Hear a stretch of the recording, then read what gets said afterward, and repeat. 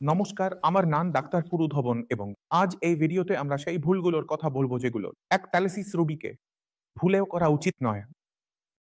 Often রোগীরা আসেন, cleaning এ বসে থাকেন এবং তাদের কিছু প্রশ্ন এমন হয় যেগুলোর উত্তর দেওয়া সত্যিই কঠিন হয়ে যায়। কখনো কখনো রোগী জিজ্ঞাসা করে, আমি কি ধূমপান করতে পারি? তাহলে আমাদের খুব কষ্টে উত্তর দিতে হয় যে আপনি ধূমপান ছাড়ার চেষ্টা করুন, কারণ ধূমপান ছাড়ানো সহজ নয়। যদি আপনি ধূমপান করতে থাকেন তাহলে হতে পারে যে আপনাকে আবার প্যারালিসিসের আক্রমণ হতে পারে। কারণ কি হয় যে যখন আমরা কখনো ধূমপান করি তখন শরীরের ভিতরে আমাদের আর্টিসের মধ্যে প্রোটিন হওয়ার সম্ভাবনা বাড়তে থাকে। নিরকোটিং এর কারণে বিপি হাই থাকে এবং উভয়ই বড় ফ্যাক্টর হয় যার কারণে প্যারালিসিস হওয়ার সম্ভাবনা বাড়ে। এই কারণেই যত প্যারালিসিসের রোগী আছেন, যদি তারা ধূমপান করছেন, তারা বিড়ি পান করুক বা সিগারেট, আপনাকে চেষ্টা করতে হবে এটা কমপক্ষে কমানোর এবং পুরোপুরি বন্ধ করার। আমি আপনাকে একটা ছোট্ট আইডিয়া দিচ্ছি, আপনি কি করতে পারেন। কারণ যখনই আপনি ধূমপান করেন, যদি ধূমপান না করেন তাহলে আপনাকে তৃষ্ণা অনুভব হয়। সেই তৃষ্ণা মেটানোর জন্য যে মিষ্টি খাবার, সেটা ভালো কাজ করে, কারণ আমাদের মস্তিষ্ক মিষ্টি খেলে খুব ভালো অনুভব করতে শুরু করে। কিছুটা এমনই যেমন নিটিনের সাথে হয়। তাহলে যদি আপনার ইচ্ছা হয় আপনি একটা কফি মুখে রাখতে পারেন, তাহলে আপনার কিছু সময়ের জন্য তৃষ্ণা মেটাতে সাহায্য করবে। একইভাবে এলাচিও আপনি মুখে রাখতে পারেন যদি আপনি ডায়াবেটিক হন, কারণ মিষ্টি তো আপনি খেতে পারবেন না। এলাচি এবং লবঙ্গ ব্যবহার করে আপনার তৃষ্ণা কিছু সময়ের জন্য আপনি সামলাতে পারেন। এখন আমরা দ্বিতীয় সবচেয়ে বড় ভুলের দিকে যাই। এক প্যারালিসিস রোগী দ্বিতীয় সবচেয়ে বড় ভুলটি করতে পারে সেটা হলো অ্যালকোহল গ্রহণ। অ্যালকোহল যখন আমাদের শরীরে প্রবেশ করে তখন আমাদের অদ্ভুত অনুভূতি হয়। এটা আমাদের মস্তিষ্কে প্রবেশ করে এবং আমাদের মস্তিষ্কের উপর প্রভাব ফেলে। এখন যেটা আমরা অ্যালকোহল নিয়ে বলছি প্যারালিসিস রোগীদের মধ্যে, সেখানে কি হয় যে মস্তিষ্কে যে উন্নয়ন হওয়া উচিত সেটা ধীর হয়ে যায়। মস্তিষ্কে ক্ষতি হয়েছিল, মস্তিষ্কে প্লট হয়েছিল, মস্তিষ্কেরই টিস্যু ক্ষতিগ্রস্ত হয়েছিল। তাহলে যদি কোনো কারণে এই মস্তিষ্কে সমস্যা হয়, তাহলে আমাদের হাত পায়ে যে উন্নতি হচ্ছে সেটা বন্ধ হয়ে যায় অথবা খুব ধীর হয়ে যায়। তাহলে দ্বিতীয় ভুল হিসেবে আপনি একদমই এটা বলবেন না যে আপনি অ্যালকোহল গ্রহণ করবেন। এখন আমরা তৃতীয় সবচেয়ে বড় ভুলের দিকে যাই, যেটা আমাদের দেখতে হয়। প্রথমে রোগী জানে কেন তার প্যারালিসিস হয়েছে।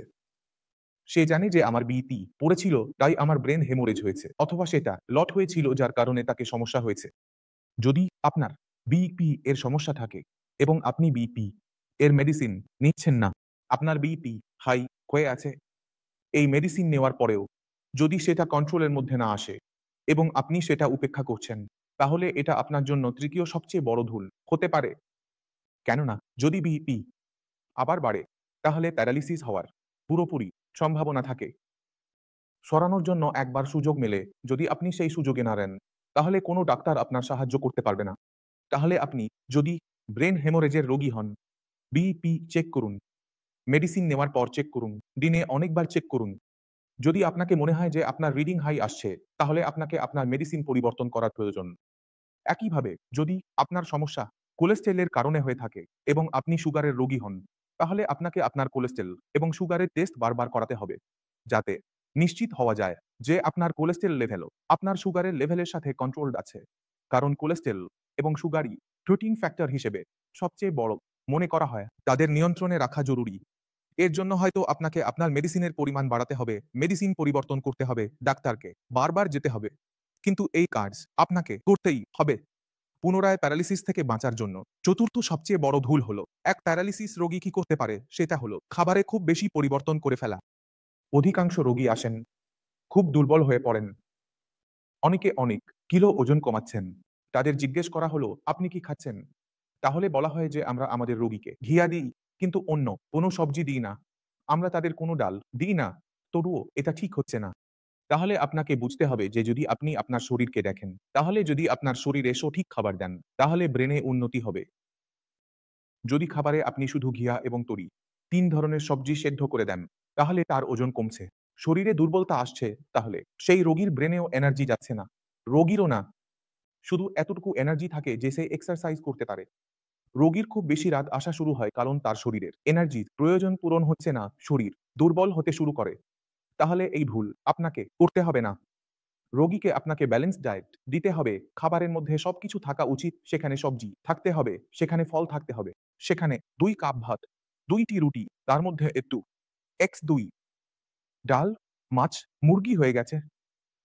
কারণ যত ভালো খাবার রোগী গ্রহণ করবে, শরীরে তত বেশি এনার্জি থাকবে। এক্সারসাইজ করার জন্য আপনাকে যেকোনোভাবে শরীরকে দুর্বল হতে দিতে হবে না। যদি রোগীর শরীর দুর্বল হতে থাকে, তাহলে রোগী পুরোপুরি বাটন হয়ে যাবে এবং রোগীকে ঠিক করা অসম্ভব হয়ে যাবে। এরপর চলুন আমাদের পঞ্চমে সর্বাধিক বড় ভুল হলো, সেটা হলো এক্সারসাইজকে না বোঝা। যদি আপনি প্যারালিসিসের রোগী হন, আপনি দেখছেন যে আপনার পায়ে কোনো মুভমেন্ট নেই এবং আপনি পায়ে মুভমেন্ট আনতে চান, তাহলে প্রায়ই দেখা যায় যে রোগীর বাড়িতে যে ফিজিওথেরাপিস্ট আছে, সে যে এক্সারসাইজ করায়, রোগী শুধু ততক্ষুই এক্সারসাইজ করে। নিজের দিকে মনোযোগ দেয় না। এক ফিজিওথেরাপিস্ট রোগীকে শুইয়ে বসিয়ে এক্সারসাইজ করান। খুব কমই তারা চলতে পারেন কারণ তাদের কাছে সময় খুব কম থাকে। আপনাকে ৪-৫ মিনিট দেওয়া হলো, ১ ঘন্টা দেওয়া হলো। তারপর পরের রোগীকে দিতে হবে। তাই তারা তাদের শিডিউলে বাঁধা থাকে। কিন্তু আপনারা কি ভুল করেন যে তাদের চলে যাওয়ার পর কোনো এক্সারসাইজ করেন না অথবা বিছানায় বসে থাকেন অথবা শুয়ে থাকেন। আপনাকে এই ভুলটি করতে হবে না। আপনি ভুলটি কিভাবে শেষ করবেন? আপনি যে এক্সারসাইজ করিয়েছিলেন সেটা মাংসপেশিগুলোকে খুলে দেওয়ার জন্য করানো হয়েছিল। আপনাকে আপনার ব্রেনকে আবার হাঁটার জন্য ট্রেন করতে হবে। তাই যত বেশি আপনি হাঁটার চেষ্টা করবেন, তত দ্রুত এবং তত ভালো আপনার পায়ের মধ্যে উন্নতি হবে। তাই ফিজিওথেরাপি এখন কেন শেষ? এখন আমাদের নিজেদের মতো করে এক্সারসাইজ করতে হবে। এবং আমি এই ভিডিও চ্যানেলে এতগুলো ভিডিও বানিয়েছি যে যদি আপনি হাঁটতে চান তাহলে শুধু হাঁটুন। আপনি শুধু আপনার পা সঠিকভাবে রাখার চেষ্টা করুন। যখন আপনি হাঁটছেন তখন দেখুন আপনার পা কিভাবে পড়ছে। কি সেটা তির্যক পড়ছে কিংবা বাঁকা পড়ছে।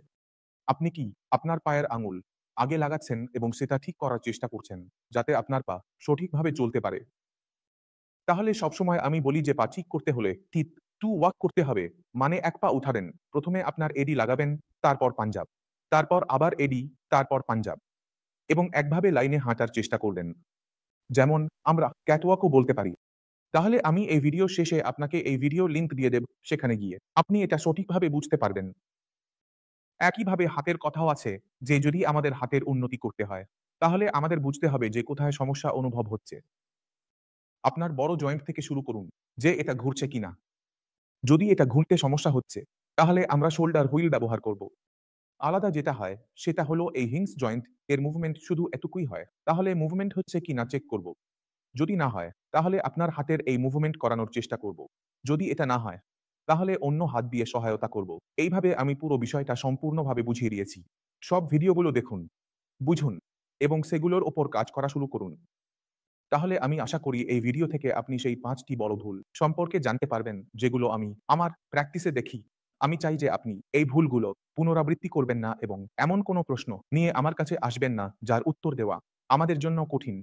আপনাকে এই বিষয়গুলো খেয়াল রাখতে হবে। খাবার-দাবারের দিকে নজর দিতে হবে, এক্সারসাইজ সঠিকভাবে করতে হবে, বিপি, সুগার টেস্ট করতে থাকতে হবে যাতে আপনাকে এই সমস্যা আবার না হয়।